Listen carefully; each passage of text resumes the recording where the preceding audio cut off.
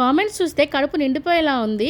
పోయిన నెలలో ప్రిక్కీకి స్కూల్లో ఫుడ్ కాంపిటీషన్ ఉంటే చేపల కూర చేసి మట్టి కుండలోను రాగి సంగటి చేసి పాతకాలం నాటి టిఫిన్ క్యాన్లో పంపించాను. పాత రోజుల గురించి పాత పద్ధతుల గురించి పిల్లలకి నేర్పించాలని ఆ వీడియోలో చెప్పాను. ఆ వీడియోకి అయితే చాలా మంచి కామెంట్స్ వచ్చాయి. ఒకరైతే మ్యామ్ మీరు మాట్లాడే విధానం చాలా బాగుంది అని చెప్పారు. ఇంకొకరైతే ఇలాంటి యాక్టివ్ మదర్ ఉన్న పిల్లలు కూడా స్కిల్స్లో కూడా యాక్టివ్గా ఉంటారు అని చెప్పేసి, ఇంకా చాలా మంది మీ బాబు చాలా లక్కీ అనేసి చాలా కామెంట్స్ చేశారు. చాలా హ్యాపీగా అనిపించింది అవి చూసి. అయితే ఇవాళ ఇంకొక కర్రీ చేశాను అనమాట. మళ్ళీ స్కూల్లో న్యూట్రిడిల్ కాంపిటీషన్ అనమాట. పన్నీర్ కర్రీ చేసి పంపించమని డైరీలో పిన్ చేసి పంపించారు. దీనికోసం ముందే కాజుని పన్నీర్ని బటర్లో వేయించి పక్కన పెట్టుకున్నాను. అదే బండిల్లో ఆనియన్ టమోటా గార్లిక్ వేసి వేయించి పేస్ట్ చేసి పక్కన పెట్టుకొని, అదే బండిలో ఇంకాస్త ఆయిల్ వేసి సన్నగా కట్ చేసిన ఆనియన్స్ వేసి అందులో మనం ముందు చేసి పెట్టిన పేస్ట్ కూడా వేసేసి పసుపు ఉప్పు కారం గరం మసాలా ధనియాల పొడి సాల్ట్ కూడా వేసేసుకొని ఈ మసాలా అంతా బాగా పట్టించేలాగా బాగా కలిపేసుకొని అందులో కాస్త వాటర్ పోసుకొని కాస్త తెరలొచ్చిన తర్వాత మనం ముందుగా వేయించి పెట్టుకున్న పన్నీర్ ముక్కలు కూడా ఇందులో వేసేసి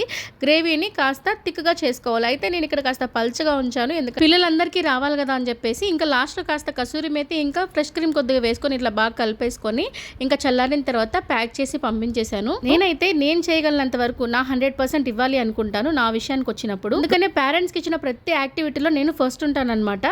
ఇక్కడే కాదు ఇంతకు ముందు కూడా చాలా ప్రైజెస్ ఇలాగ వచ్చాయన్నమాట. అవన్నీ కూడా మీకు ముందు షేర్ చేసుకుంటాను. కర్రీ అయితే స్కూల్లో అందరికీ భలే నచ్చింది మమ్మీ అని చెప్పి చాలా హ్యాపీగా చెప్పాడు ప్రిక్కీ.